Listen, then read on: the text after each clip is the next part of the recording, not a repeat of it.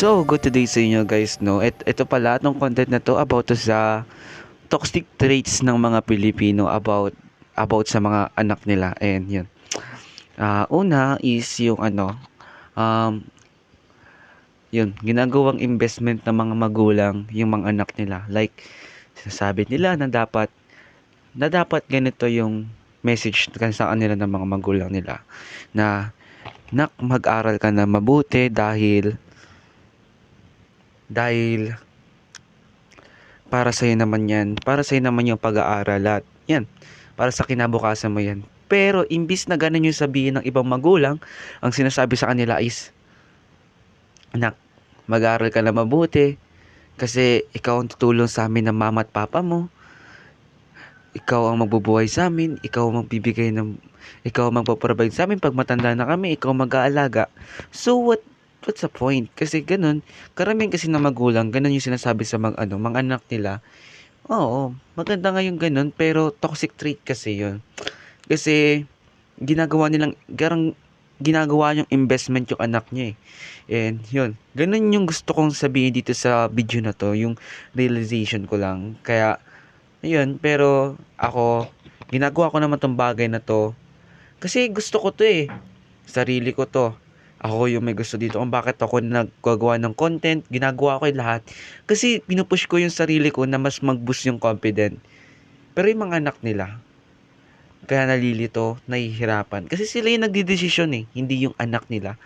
Na dapat ang gumagawa ng desisyon nila yung anak eh. Like, ano, hmm, imbis na yung anak yung magdidesisyon sa kukunin course ng anak nila, yung magulang yung magdidesisyon. Tapos ang gusto ng magulang, gusto ng nanay maging doktor, gusto na maging tatay, maging sundalo. Eh yung anak, ano gusto ng anak? 'Di ba? Wala siyang sinunod eh. Kasi dalawa yung choice niya eh. Yung gusto ng magulang niya, hindi yung gusto niya. So ikaw ba? Tanong ko sa inyo, kayo ba in the future, mas gusto niyo ba na ibang tao yung magde-decide para sa inyo? Na mas gusto niyo ba yung ibang tao yung magdedesisyon para sa mga bagay na gusto niyo o ikaw yung magdedesisyon? And yun lang naman yung gusto kong sabihin na kahit ano man yung pinagdadaanan nyo, like ganun yung mga parents nyo, na ayun, galang nyo na lang din naman sila. Kasi syempre, baka yung pangarap nila, baka yung sinasabi nila sa inyo na gusto nila, is baka yun talaga yung pangarap nila dati sa sarili nila. Kaya ayun yung sinasabi niya sa'yo. Pero, ayun, sundin mo lang kung anong gusto mo. O lang na hindi mo sila sundin sa way na ganun. Kasi mas mahalaga ikaw. Mahalaga na gusto mo yung ginagawa mo, gusto mo yung pinili mo. Kasi sa bandang huli, ikaw din magsisisi kung ano man yung pinili mo eh. Ikaw din ang may kasalanan. Ikaw yung nag-decide eh, sinunod mo sila, sinunod mo yung gusto ng ibang tao para sa'yo. Ang mahalaga sundin mo yung sarili mo, okay? O mahalaga na sundin natin magulang natin, mahalaga na igalang natin sila, pero mas mahalaga na sundin natin yung sarili natin sa mga bagay na gusto natin. Kaya sabi ko lang sa inyo na mahalaga talagang kilalanin yung sarili nyo kasi kayo ang makaka-discover kung ano ba talagang gusto nyo. And ako, ang passion ko talaga or ang gusto ko talaga is gusto ko maging entrepreneur, gusto ko maging businessman, gusto ko maging public speaker para makapagturo at makapagbigay ng maraming value para sa inyo. And yun yung gusto ko sa lahat.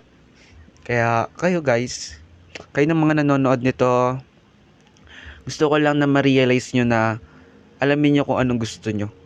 Kasi ganun yung sabi sa amin ng mentor namin eh. Na kailangan mo mahalin yung sarili mo or kailangan mong kilalanin yung sarili mo bago mahalin ang sarili mo. Kasi hindi mo magagawang mahalin yung sarili mo kapag hindi mo kilala ang sarili mo. Kaya alamin mo kung ano mga gusto mong bagay and kung may gusto man yung magulang mo para sa'yo na course or ano man yan, sabihin mo lang sa kanila na, may gusto ako at yun yung gusto ko.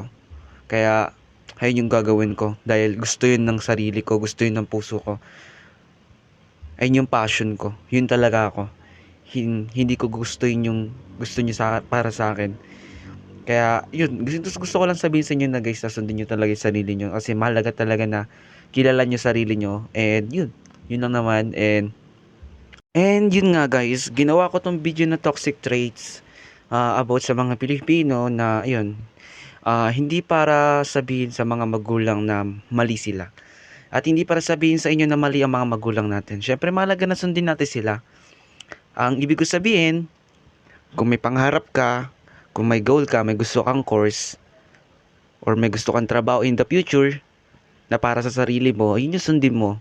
Kasi kung sinunod mo yung ibang tao para sa gusto nila, dun sa course na gusto nila, para sa'yo, tapos hindi mo pala gusto, ikaw ang magsisisi sa bandang huli. Ginawa ko ng video na to para doon, and yun. Yun lang naman yung gusto kong sabihin sa inyo guys, na yun, mag-decide ka base sa gusto ng sarili mo. Sa pagdating mo sa college, ayan, bakit gusto mong course, gusto mong trabaho in the future, ikaw kasi magde-decide yan eh. Ikaw yung magtatrabaho, hindi yung taong pumili niyan. Ikaw ang magde-decide, ikaw ang magti-take ng action dun sa trabaho ang gugustuhin mo, sa pangarap mo, ikaw pa rin ang gagawa nun.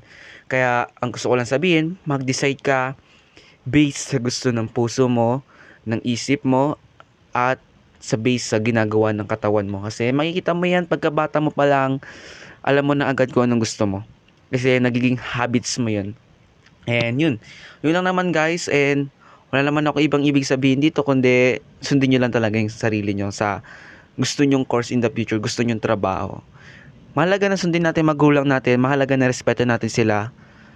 Pero syempre, pero bago mo sila irespeto, sabi ko nga, kilalanin mo muna sarili mo. Mahalin mo muna sarili mo, irespeto mo muna sarili mo bago mo irespeto ang ibang tao.